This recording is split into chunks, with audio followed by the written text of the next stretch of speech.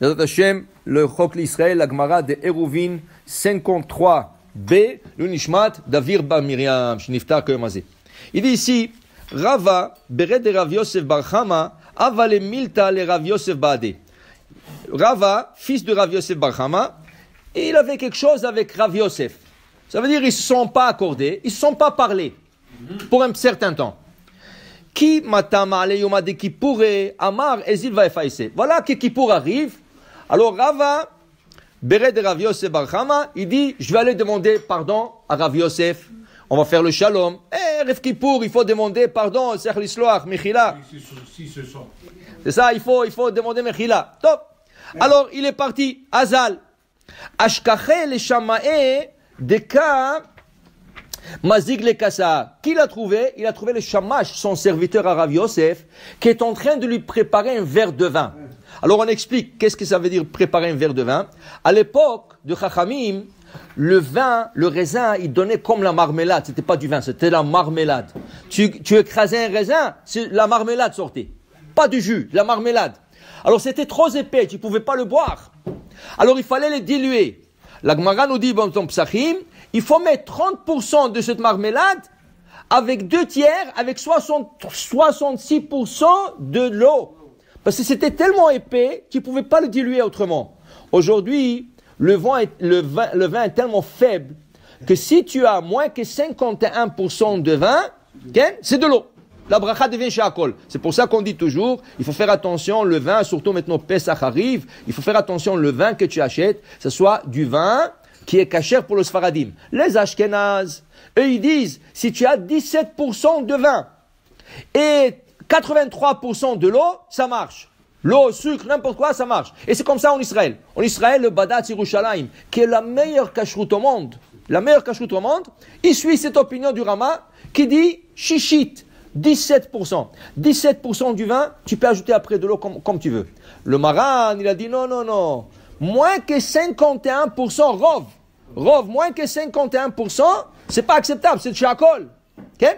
Alors, aujourd'hui, les vins sont faibles. Mais à l'époque, le vin était tellement épais, le jus était tellement épais, il fallait le diluer. Et voilà que dans notre histoire, Rava, fils de Rav Yosef Bar Chama, il vient voir Rav Yosef.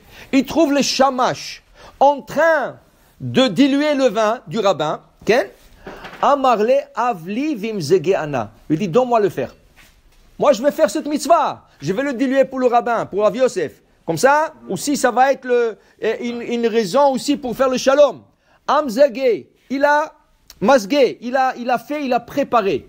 Kedeta'ame. Maintenant, Rav Yosef l'a pas vu. Quand Rav Yosef, il a goûté le vin, Amar, il a dit, Dami haïmeziga limziga de Rava bere de Rav Yosef Bar Chama. Waouh! Ça me rappelle, le vin est tellement bien dilué, ça veut dire il est tellement bien fait, que ça me rappelle comme il faisait avant, pour moi, Rava bere de Rav Yosef Bar Chama. Amar le anahu, voilà, ouais, présent. Il lui a dit, je suis là. Amarle, lotiti vakarer. Il lui a dit, je t'interdis de t'asseoir. Ad demfarash li hanekerai. J'ai un verset où j'ai de la difficulté à expliquer. Si tu veux t'asseoir, tu vas m'expliquer ce verset et après tu peux t'asseoir. Quel verset il voulait? Maïdirtiv. Que veut dire Umimidbar matana? Am Israël, ils ont voyagé du désert au matana. Est-ce qu'on matana, un cadeau? En hébreu, matana, c'est cadeau. Mi-matana, mi-midbar, la Torah dit comme ça, parashat mas'e. Ou mi-midbar, du désert, ils ont voyagé matana. Mais c'est matana. Comment tu voyages matana? Matana, c'était un cadeau. Amarle, alors je vais vous expliquer, Rabbi. Rav Yosef, je vais vous expliquer. Amarle, madame asim atzmo kamidbar, ze, shakol dashimbo. Torah nitna lo bematana. Si une personne se fait comme un désert, et le désert, qu'est-ce qu'il y a dedans? Rien que du sable. Et qu'est-ce qui arrive à ce sable? Les gens qui marchent dans le désert piétinent sur le sable. Si une personne se fait comme le désert, que tout le monde piétine sur lui, et lui il ne dit rien, il aura matana, il aura un cadeau d'Hachem. Quel est ce cadeau? La Torah. Hachem va lui donner à comprendre des passages de Torah qui a de la difficulté à les comprendre. Et lui, il aura ce. Pourquoi la Hanava? Et c'est pour ça qu'on dit, Moshe Kibel Torah mi Sinaï.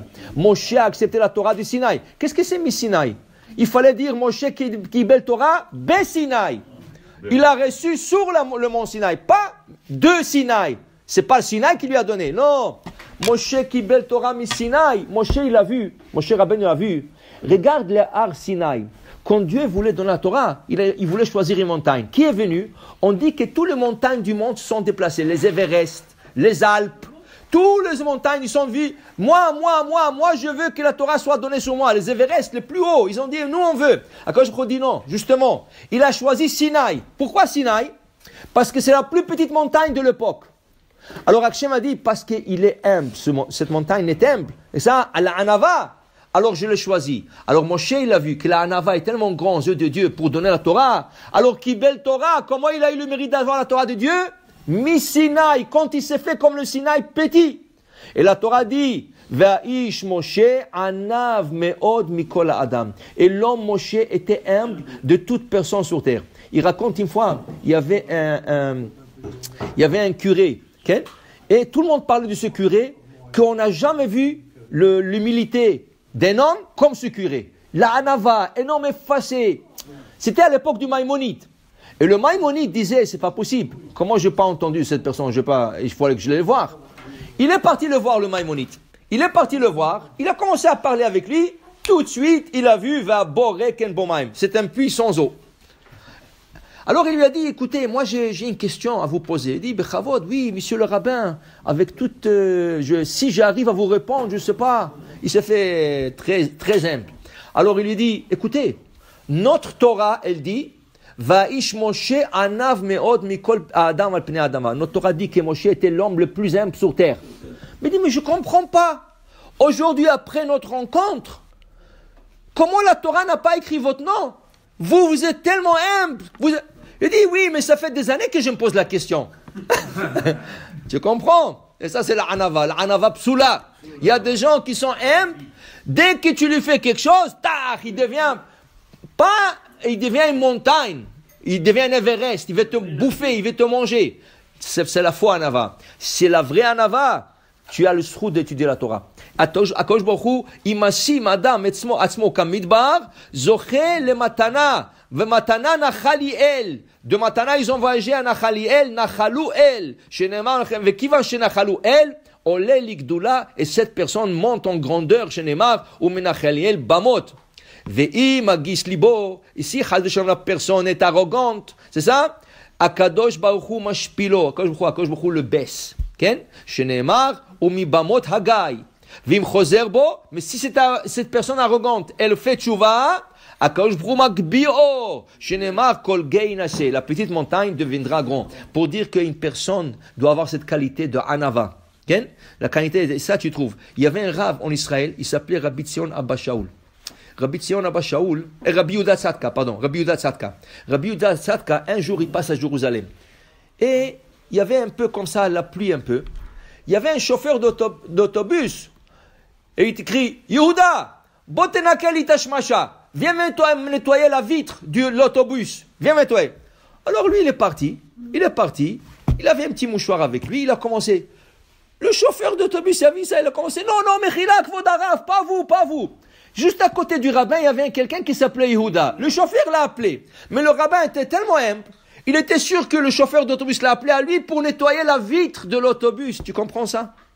Ça, c'est la Hanava. Quand tu penses que tu es rien, tu aimes, tu vois, ça c'est la Hanava. Et si tu fais ça, tu es Hanav, Akadosh Baruch Hu t'élève très haut. Baruch Adonai le'olam. Amen ve amen.